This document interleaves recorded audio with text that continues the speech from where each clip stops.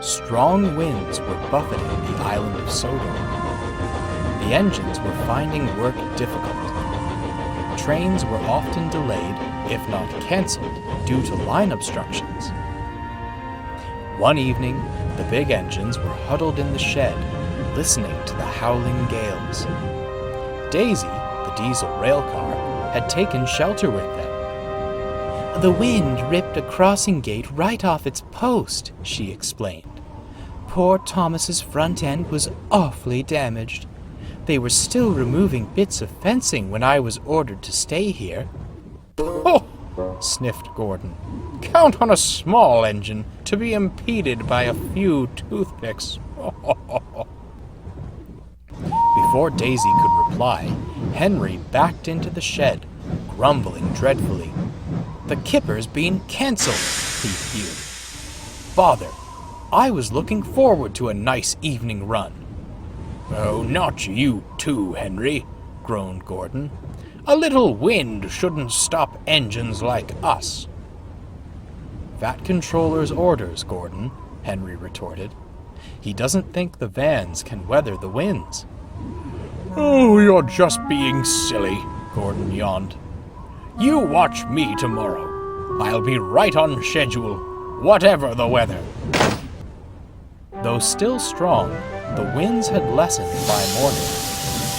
Gordon had just left on his first express run, but was not enjoying himself. Speed restrictions were in place, and no matter how fast he tried to go, his driver held him back. "Calm down, Gordon.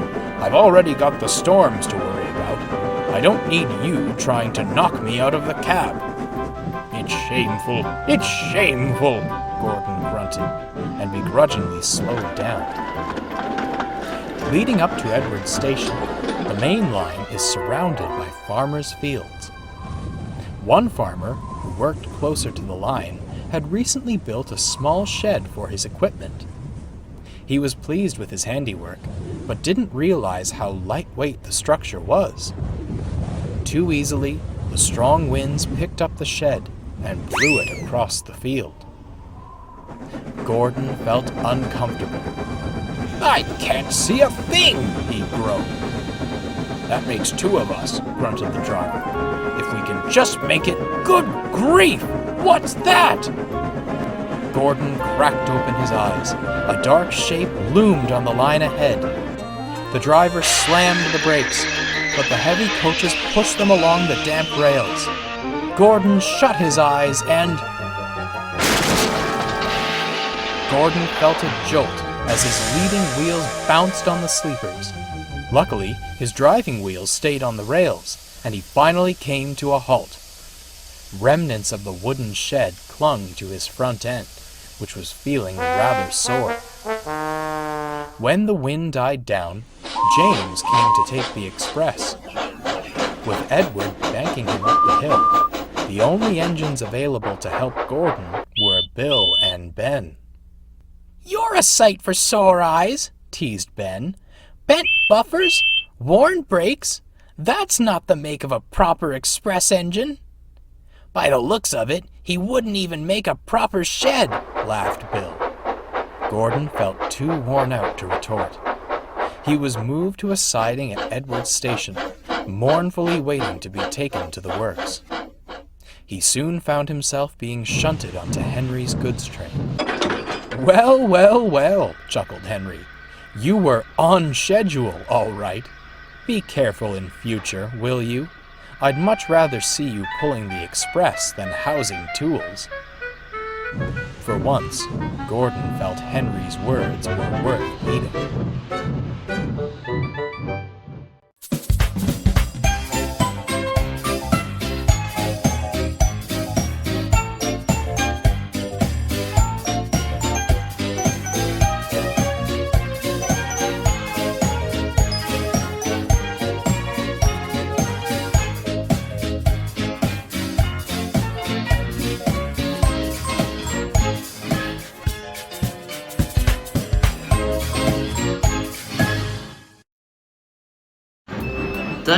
Ryan lives on the western coast of the island of Sodor. Lots of vacationers come to see the seaside scenery and rocky terrain.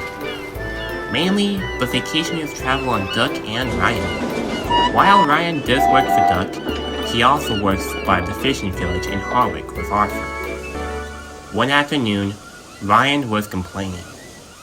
"We've got too much work to do," he panted. "I want to do something entertaining." "This is your entertainment, Ryan." Duck was showing the passengers enjoying the scenery. "And fish too," Arthur sniffed. Ryan was not interested. "I want to do something fun and exciting, just to please an audience." Duck wanted to cheer up Ryan. "Oh, I'm sure you're already pleasing an audience by taking them to—" "I know," Ryan interrupted. "I'll do a stunt. That'll please them." "You can't," Arthur responded. "It's impossible." "Oh, just you wait and see. I'll show you. And Ryan puffed away, leaving the coaches behind. Duck was concerned. "This is the second time he's left the coaches behind." "I'll take him," Arthur checked in. "What's he got to do doing a stunt? Ryan's not like Evel Knievel where he jumps off land. He's too heavy." "He'll be back soon," Duck said. "It's likely that this will be the most unrealistic thing an engine's ever done." Ryan pulled up and told the engines. "What nonsense!" they would all say. "Fancy an engine pulling that just to please an audience." Later that evening, Duck asked one of them about what Ryan said. "He's going to perform smashing head first at full speed, straight into a cliffside to see if he can break through it." "That'll put him at risk of lethal damage to himself," Duck predicted. "Ryan would like you to watch him tomorrow at noon at the site," said Never. "He's wanting to get pleasure." Duck was worried about what was going to happen to Ryan tomorrow. "This won't be good." When tomorrow came, Duck went to the site where Ryan's stunt will be held. Arthur was there, and so were viewers on the other side of the rails. "Ryan's putting himself at risk of getting scrapped," whimpered Arthur. "This is not the way to achieve pleasure," Duck added. There was a long and loud whistle, and there was Ryan chuffing heavily at maximum speed. "Look out for me! Here comes the Purple Rider!" He came into view and whooshed right past Duck, Arthur, and his audience. "This won't end well," both engines looked at each other. Unfortunately, it did.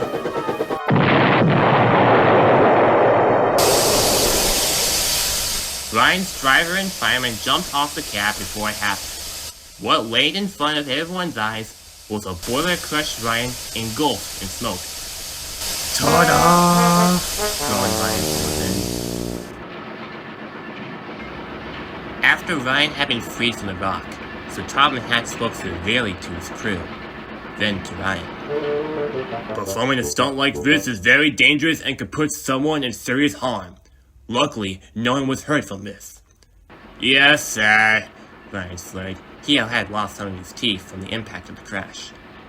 "Because of this, you have caused yourself and anyone confusion and delay," he concluded. "Duck and Arthur, please take Ryan to the works at once," he ordered. Duck and Arthur watched sadly as Ryan was taken away to the works. Ryan was so damaged, this took a long time to get him restored. A quarter of a year later, Duck came to see Ryan. "Hello, Ryan," he greeted him. "And sorry about your stunt." "No, Duck. I'm sorry. Sorry to complain about entertaining. I shouldn't have attempted to do this crash.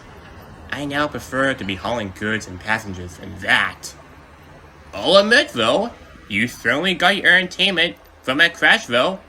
Only 12% of your audience liked that. And it was kind of funny." And Duck's crew chuckled, while Ryan could weakly smile.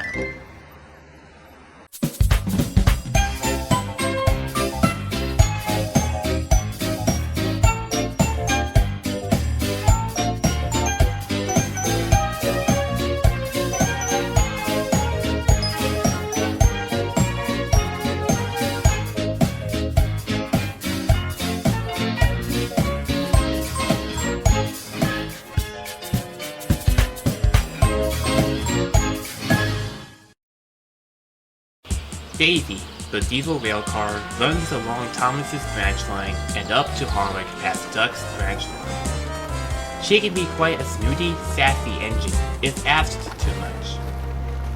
Daisy woke up one morning to first see her coach. "How indignant of me to pull such a thing like that!" Daisy spluttered. "My fitter says I'm forbidden to pull anything at all." No one said a word. "And there's another thing," she continued. "It makes me look like I'm a diesel tender engine, especially also looking like that feeble futuristic rubbish." Connor felt insulted. "Excuse me, ma'am," she asked. "I don't get made fun of for my coaches having the same looks as me. I think for what make me unique." "Pah!" Daisy scoffed as she angrily went to collect her coach. The coach had a similar livery like Daisy. She biffed into the coach roughly. "Careful now," the driver demanded. "It's brand new. You don't want to damage it." When the passengers boarded her and the coach, the whistle blew and she departed. It was a slightly heavy journey, which made Daisy feel uncomfortable. "I shan't have to pull it! I shan't have to pull it!" she groaned. "It's awful bad for my swerves." She made it to the big station. The other engines chuckled at her new coach. Daisy felt embarrassed. Rebecca was the only engine at the station who didn't laugh with the others. "Ignore them," Rebecca tried to comfort Daisy. "It takes time to get used to your coach." "Rebecca, this coach is an insult! My fitter won't like this! It's torture!" "You know something?" Rebecca changed her attitude. "I think your coach looks great with you, and your fitter does not." And she chuffed away, leaving Daisy more angrier than ever. Later that day, Daisy had an idea. A devious idea. So instead of collecting her coach, she insisted on laying all the passengers on board. "Where's your coach?" asked the station master. "My coach needs polishing," she excused. "If it does, I'll be late and I won't please anyone. But your coach is in better shape. It doesn't need any polishing yet." "It needs extra polishing while I'm away. So, we're working on it after I leave." "Okay, Snooty," her driver settled her down. "We'll try to fit as many passengers in." Daisy's plan had worked. When there were no more seats left available, she insisted the rest of the passengers squeeze inside. When she left, it was very difficult to get a running start. She slipped on the rails fiercely. "I've got this! I got this!" she strained. Unlike carrying her coach, fitting that many passengers solely inside her was worse. She continued to strain painfully until Daisy's springs had sprung. "Aye!" she shrieked. "That's done it," said her driver unfortunately. "If you hadn't complained about your coach and just had it the way it was, then this wouldn't have happened." Her driver went to find a nearby telephone. He stopped by Mrs. Kindly's to borrow the telephone for emergencies. Percy had to back her up to the sheds.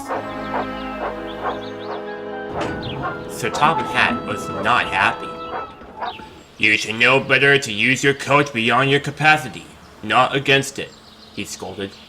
"But sir, everyone thinks that I'm Connor," Daisy complained. "I heard engines say you remarked over her. I demand you to apologize to her after you have your sprains be mended." Daisy felt glum. After hearing what Sir Topham had provoked, she looked over to Connor. "Excuse me, Connor," she asked for her attention. Connor looked back to Daisy. "I'm sorry that I called you feeble, and I wish I just dealt with the coach and not these predicaments." This warmed up Connor. I also dealt with a similar predicament akin to yours. You did? Asked Daisy. It was my first time on the railway in Japan. And Connor told her story. I think your coach looks really useful when you carry more passengers. Daisy smiled.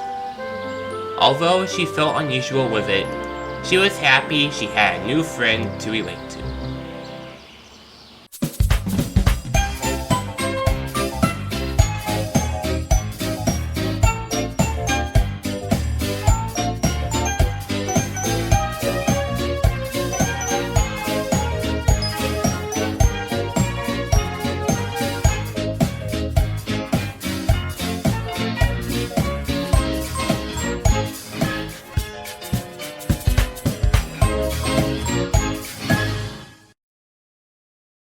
Thomas the Tank Engine loves his branch line with a burning passion. An update to his train had altered as Thomas now takes milk from the farms on his first train on Mondays. He was surprised to find a milk tanker fast asleep in the sidings. Is that time already? Yawned the tanker. Oh, hello Thomas. Nice to see you back. Glad to be back, smiled Thomas. Ready for our run? I don't think so. The tanker yawned again. I'm waiting for Daisy. Thomas was confused. But the milk goes on the first train, and I'm the first train. The yard manager heard the commotion and came over. Haven't you seen the schedule? He asked. I just assumed you were back to the usual timetable, blushed Thomas's driver. This isn't right, huffed Thomas. I'm always first to leave. It's Thomas' orders, shrugged the yard manager. Probably wants to ease you back into service. Why don't you rest a little longer? But Thomas didn't do much resting, as he enviously watched Daisy and the tanker leave the station. A few hours later, Thomas was running happily up the line with Annie and Clarabelle. Calm down, Thomas, called Annie. We're being bounced around back here. My poor wheels, wailed Clarabelle. Daisy never jolts like this! Upon hearing that, Thomas slowed down at once. His smile fell to a frown, and he felt too sad to even whistle. Further up the line, a stubborn cow stood on the rails, contently chewing grass. Thomas hissed steam and blew his whistle at it, but it was no good. Come on, move! Move! He fumed. The cow took no notice. Green grass was more captivating than a blue tank engine. Thomas was so busy hissing at the cow, he didn't notice Daisy coming back up the line with the tanker. Fiddle your steam, dearie, she called. I'll fill this. Daisy gave a mighty toot of her horn, and the cow trotted quickly away. Old Bessie always seems to get loose, she chuckled. We must have a chat with the farmer about her. Thomas said nothing. He just puffed away, annoyed. That night, Thomas backed into the sheds and found Daisy waiting for him. Thank goodness you're here, she smiled. Joey's stuck at the quarry. Percy's with his mail routine. I was worried I'd be alone tonight. Oh, I bet you love to be alone anyway, scowled Thomas. Daisy was taken aback. I'm not sure I understand your meaning, dear. It's quite clear how perfectly the branch line has been when I'm not here, Thomas parried. Everyone just loves you, don't they? Would you rather we let it fall into confusion? Daisy asked flatly. I'd rather it still be my branch line, grumbled Thomas. He shuffled into the darkness and promptly went to sleep, leaving a confused Daisy wide awake.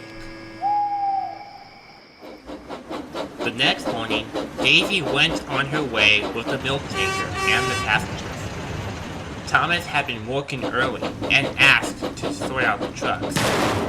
He didn't like this one bit and banged about the yard. The trucks wisely kept quiet. Meanwhile, Terrence the tractor was taking a cart of lumber into town. he was being driven by a young farmhand who wasn't taking much care. Rather than using the level crossing, he drove Terrence right across the rails. Ouch! Terrence cried. Just because I can go anywhere doesn't mean I should. The cart jolted across the rails, some of the lumber rattled loose, fell off the back, and lay across the line. Neither Terrence nor the farmhand noticed, and they continued on their way. Daisy was coming back from the junction, and was still in a foul mood. Who does he think he is? She grumbled to the tanker. Silly little tank engine. He's a funny sort, the tanker replied, but he does love his line. Daisy was about to apply when... Woo! She cried. Broken timber was caught in her axles. None of the passengers were hurt, but the line was well and truly blocked. Thomas was still banging about the yard when the station master came running. Daisy's off the line near Terrence's field, he called. Will you take Annie and Clarabelle to fetch the passengers? Thomas stopped grumbling at once. He coupled to the coaches and raced up the line. We're coming, he puffed with determination. Thomas was relieved to see his passengers were unharmed, but felt mostly sorry for Daisy. She looked miserable. Thank you, Thomas, smiled the passengers when he arrived. We're glad you can come to our rescue. Thomas smiled, but knew the work was far from over. As the passengers climbed aboard the coaches, Duck arrived with the breakdown train. Thomas rushed back to the top station as quickly as he could. Duck took Daisy to the works to be mended. While she was gone, Thomas worked extra hard doing Daisy's work as well as his own. Careful, laughed the old tanker, or you'll churn me to butter. There was no damage done, and Daisy returned to the shed the following evening. Thank you for your help, she said to Thomas. You really do go the extra mile for your passengers. Our passengers, corrected Thomas. I'm sorry I was cross. The milk tanker told me how splendid you've been, in spite of a few hiccups. I'd rather put that behind me, she stuttered. Then we'll say no more about it, or my prior rudeness, and start anew, Thomas smiled. A grand idea, Daisy grinned, and the two friends went happily to sleep.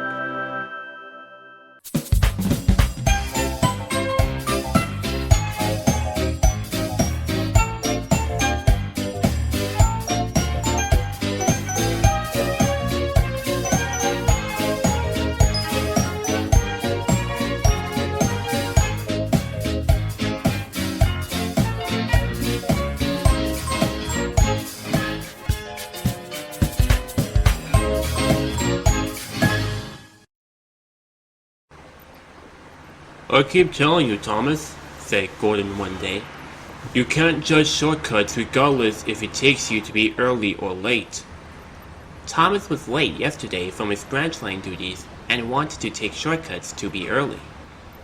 I, for one thing, went down the wrong line and got myself too big for my buffers. And that line was by the small village and farmland of Calabai. Thankfully, no one else had used it since. I can go on that line, Thomas speculated. If you're too heavy and going fast, you'll end up in trouble. For me, I'm A-okay even when I'm just going a little bit faster, but not too fast.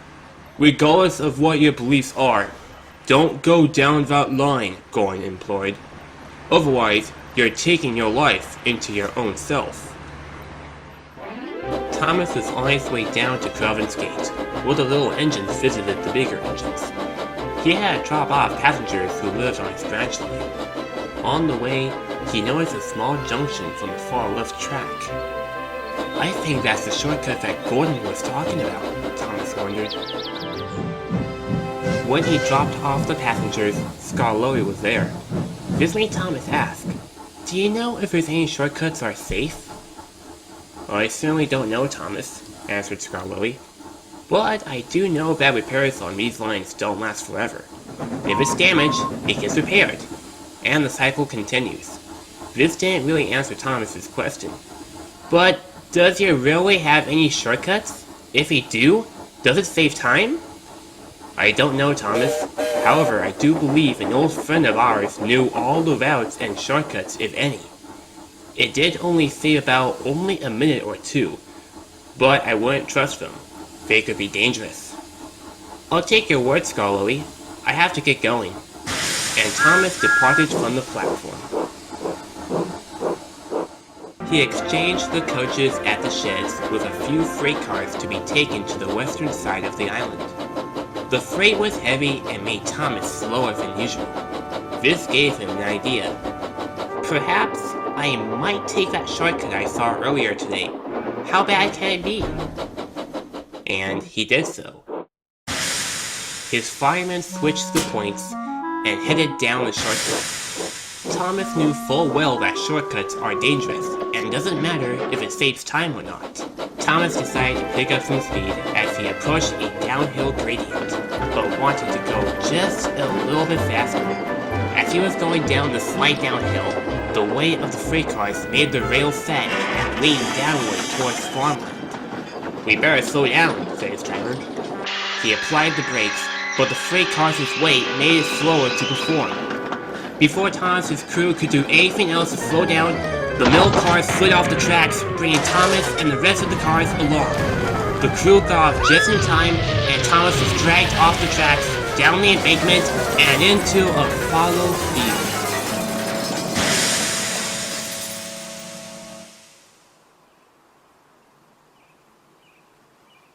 Thomas laid stiff in the cold mush soil. His crew were not amused. "You silly engine!" they reprimanded. "Now look what's happened!"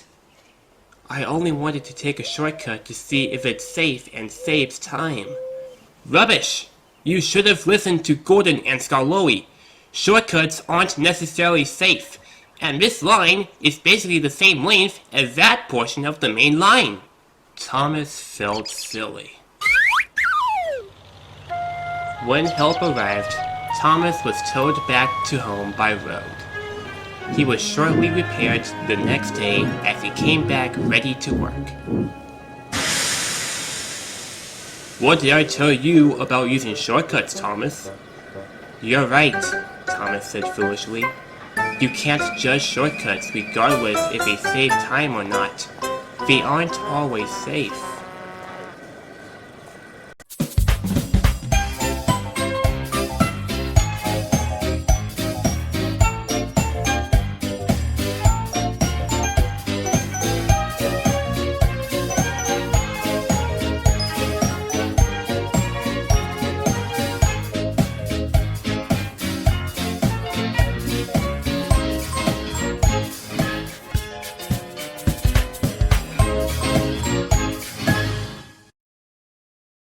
More and more people arrived on Sir Topham Hatt's railway.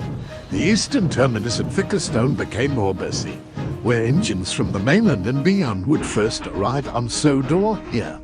Sir Topham Hatt had asked the Scottish twin engines, Donald and Douglas, to pilot over the Vickerstone freight yard for a while. They tackled goods trains and coaches easily, for once the twins had shunted them, the trucks knew better not to try any tricks. Donald handled over the goods trains, while Douglas handled over the coaches. "We like it fine here." Said Donald to Douglas. "That's good." Smiled Douglas. "Take my tip, would ya?" Asked Donald. "Mainland engines maybe should try some nonsense." "Dinna fash yourself. I'll soon try to settle that." Every weekday, punctually at tea time, one of the mainland engines, Spencer, steams in with his special red express coach, where the Duke and Duchess travel in the coach, taken by their private engine. When the other coaches are taken away empty, engines have to remember to shunt the special coach to the right spot in the freight yard. It doesn't wait there for long, as other engines, mainland or not, would need it for other purposes. An hour or two before dusk, Spencer would need the special coach for the way back. One afternoon, Douglas was shunting coaches in the yard. Excuse me, please take away the coach, said Spencer snootily. Douglas happily did so. But after a few meters away from Spencer, he heard something unusual. Sluggish and inept. It came from Spencer, who was criticizing, in which Douglas felt worried. He was so worried that he shunted the coach into the wrong spot of the freight yard.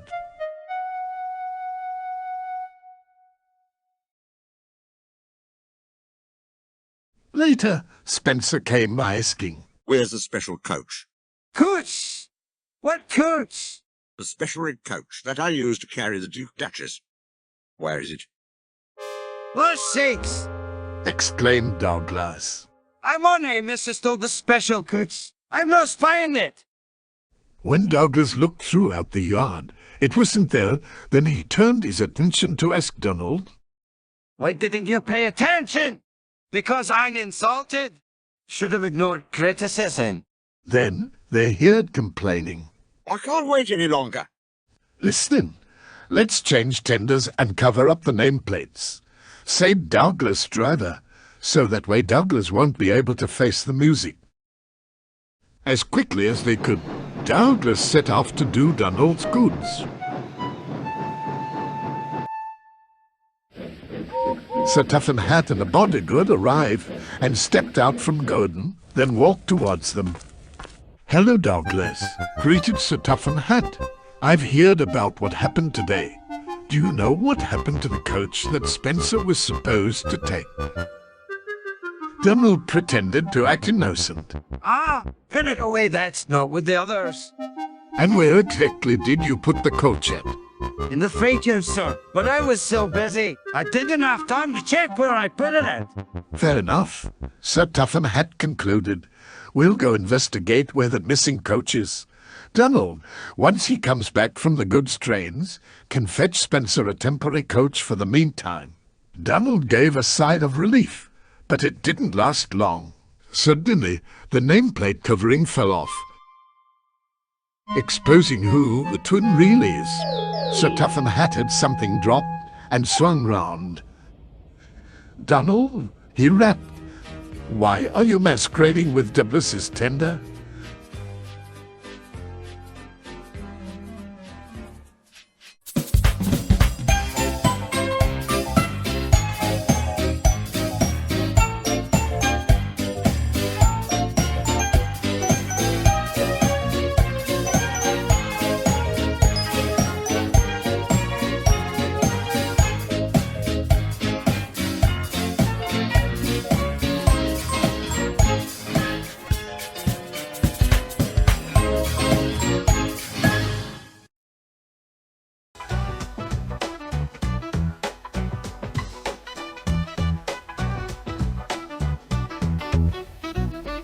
Forgotten rail on the line, lost in the tracks. Coach got dreams, no looking back. Thomas riding solo, blue paint crack. Gordon's fussing, always talking smack. Still wheels turn, but nowhere to go. Little red coach, feeling so low. Percy searching, Henry moving slow. Whispered rumors, engines in the know. Where the coach at? Lost in the steam. Puzzle piece missing from the team. And ain't what they seem. Railway mystery in a dream. Old conductor's map, find a hidden clue. Hidden in the yard where the tumbleweeds blew. James did a double take, colors all askew. Alvin said, we missing a hue. Signals flash, whistles calling the shots. Coaches talk gossip in the train lots. Diesel mad, making all those plots. Trackside drama, twisted in knots. Where the coach at? Lost in the steam. Puzzle piece missing from the team. And ain't what they seem. Railway mystery in a dream.